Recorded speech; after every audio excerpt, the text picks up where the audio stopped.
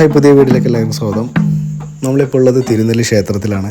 നമ്മളെ ഇന്ത്യയിൽ അറിയപ്പെടുന്ന ദക്ഷിണകാശി എന്നറിയപ്പെടുന്ന ഒരു പ്രധാന തീർത്ഥാടന കേന്ദ്രമാണ് തിരുനെല്ലി ക്ഷേത്രം, തിരുനെല്ലി മഹാവിഷ്ണു ക്ഷേത്രം.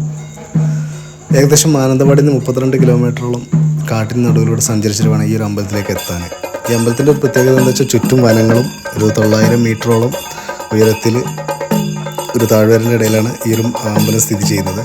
ഇവിടുത്തെ ഈ കൽമണ്ഡപമൊക്കെ കാണുമ്പോൾ തന്നെ നിങ്ങൾക്ക് മനസ്സിലാക്കാൻ പറ്റും, ഒരു 1000 വർഷത്തോളം ഇത് പഴക്കമുണ്ട്.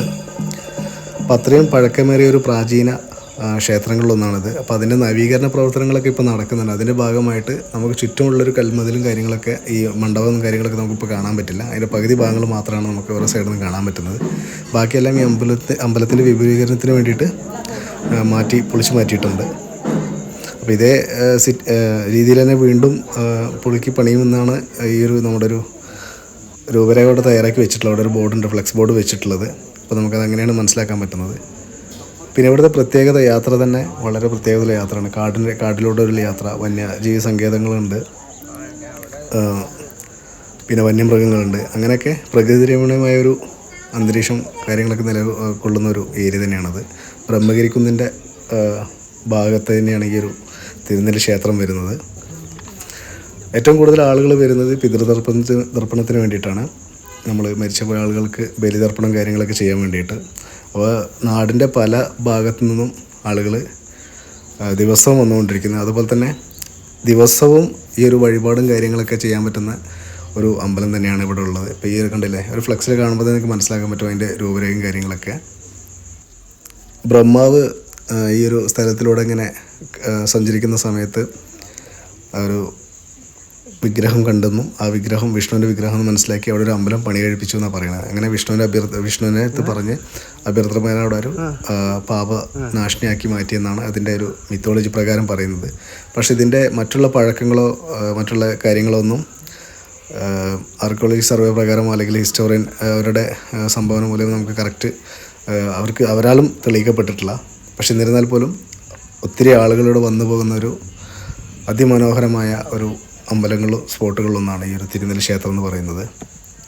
കാരണം വളരെ അടുത്ത് നമുക്ക് ലൊക്കേറ്റ് ചെയ്യാൻ പറ്റുന്ന എളുപ്പമുള്ളൊരു സ്ഥലമാണ്. സാധാരണ നമ്മൾ ഗംഗയിലേക്ക് പോകുമ്പോൾ ഇവിടുന്ന് നോർത്ത് സൈഡിലേക്ക് പോകുമ്പോൾ അത്രയും ദൂരമാണത്. അതേപോലെ തന്നെ തമിഴ്നാട്ടിലേക്ക് പോകുമ്പോഴും കുറേ ദൂരമാണ്. പക്ഷേ വളരെ അടുത്ത്, കേരളത്തിനോടുമായിട്ട് വളരെ അടുത്ത് കിടക്കുന്ന, കർണാടകമായിട്ടും അടുത്ത് ഇടകലർന്ന് കിടക്കുന്ന ഒരു ഏരിയ ആയതുകൊണ്ട് ആളുകൾക്ക് വളരെ പെട്ടെന്ന് വന്നു പോകാൻ പറ്റുന്നൊരു സ്പോട്ട് തന്നെയാണ് ഈ തിരുനെല്ലി ക്ഷേത്രം. പിന്നെ ഇവിടുത്തെ പ്രത്യേകത എന്ന് വെച്ചിട്ടുണ്ടെങ്കിൽ എല്ലാ ദിവസങ്ങളിലും വന്നിട്ട് നമുക്ക് ഇപ്പോൾ മരിച്ചുപോയവരുടെ അവർ നക്ഷത്ര നാളൊക്കെ നോക്കിയിട്ടായിരിക്കും ആളുകൾ വന്ന് പോകുന്നത്. അപ്പോൾ എല്ലാ ദിവസങ്ങളിലും വന്ന് പോകാനുള്ള സൗകര്യം സജ്ജീകരണങ്ങളൊക്കെ ഇവിടെ ചെയ്തു വരുന്നുണ്ട്.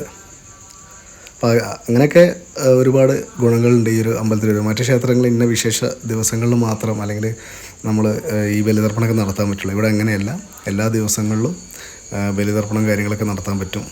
അതെനിക്ക് ഈ ഒരു വിഷ്വൽ കാണുമ്പോൾ തന്നെ മനസ്സിലാക്കും. അത്രയും ഡീപ്പായിട്ടുള്ള കാടിൻ്റെ ഉള്ളിലാണ് ഈ ഒരു അമ്പലം സ്ഥിതി ചെയ്യുന്നത്. ഈ പാവനാശിനി ആയാലും ഇപ്പോൾ മുങ്ങിക്കുളിക്കുകയാണെങ്കിൽ പോലും അങ്ങനത്തെ ഒരു ഏരിയയിലാണ് ഉള്ളത്.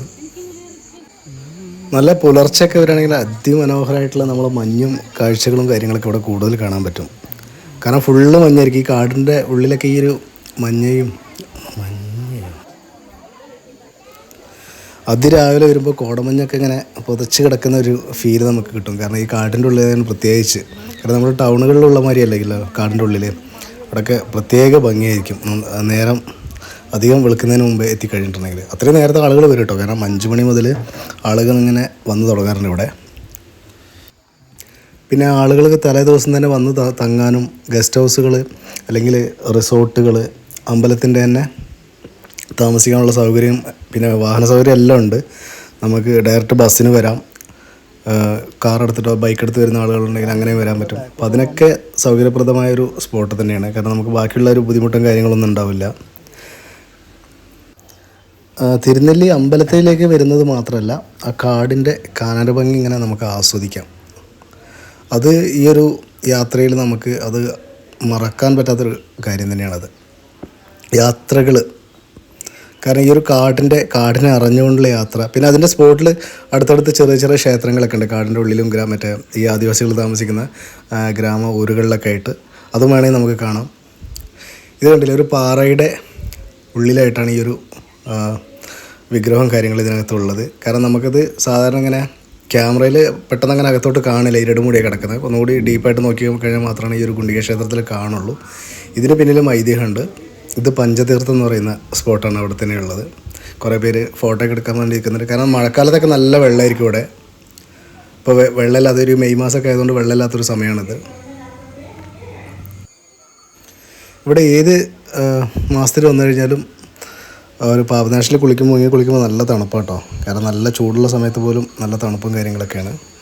പിന്നെ കുറേയൊക്കെ ഡെവലപ്മെൻ്റ് ഉണ്ട്, കല്ലൊക്കെ പാകിയിട്ടുണ്ട്. ഈ കൽമണ്ഡപവും അതേപടി നിലനിർത്താമായിരുന്നു ശരിക്കും പറഞ്ഞിട്ടുണ്ടെങ്കിൽ. അത് പൊളിക്കേണ്ട ആവശ്യമില്ലായിരുന്നു. അതിൻ്റെ അറ്റകുറ്റപ്പണികളൊക്കെ എടുത്തിട്ട് പിന്നെ നവീകരണം വേണ്ടെന്നല്ല, പക്ഷേ പഴയ ഒരു തനിമ ഉണ്ടല്ലോ, ഗൃഹാതുരത്വം എന്നൊക്കെ പറയുന്നത്, അത് അതേപടി നിലനിർത്തണമായിരുന്നു. എത്ര വികസനം വന്നു കഴിഞ്ഞാലും ആ പഴയ കണ്ടില്ലേ, ഇതൊരു കൽപ്പാത്തിയാണ്, വെള്ളം മലമുകളിൽ നിന്ന് ഇങ്ങോട്ട് വരുത്താൻ വേണ്ടിയിട്ട്. അപ്പോൾ ഇതിൽ നിന്ന് വെള്ളം ശേഖരിച്ചിട്ടാണ് ബാക്കിയുള്ള കാര്യങ്ങൾക്ക് പൂജകൾക്കൊക്കെ വേണ്ടിയിട്ട് ഉപയോഗിക്കുന്നത്. അതിൻ്റെ 1-2 പാളികളും തൂണുകളൊക്കെ എടുത്ത് മാറ്റിയിട്ടുണ്ട്. എന്നിരുന്നാൽ പോലും നമുക്ക് ബാക്കിയുള്ള കാര്യങ്ങൾക്കൊക്കെ ഓസും കാര്യങ്ങളൊക്കെ ഇട്ടിട്ടാണ് അവിടെ നിന്ന് ഇപ്പോൾ വെള്ളം എടുക്കുന്നത് കേട്ടോ. സാധാരണ ഇതിൽ നമ്മൾ മുൻപൊക്കെ പോയിരുന്നപ്പം അതിൽ നിന്ന് മാത്രം വെള്ളം എടുക്കുന്നത്. അന്ന് ഓസും കാര്യങ്ങളൊന്നും ഉണ്ടായിരുന്നില്ല. ഈ ഒരു വിഷ്വലും കാര്യങ്ങളൊക്കെ തന്നെ കാണുമ്പോൾ തന്നെ നമുക്ക് ഏകദേശം മനസ്സിലാവും അത്. ഇവിടുത്തെ പ്രത്യേകത എന്ന് വെച്ചിട്ടുണ്ടെങ്കിൽ കിണർ ഇല്ല, അതാണ് ഇവിടുത്തെ പ്രത്യേകത. കാരണം ഇവിടുന്ന് മലകളിൽ നിന്ന് വരുന്ന ഒരു അരുവി വെള്ളമാണ് യൂസ് ചെയ്യുന്നത്.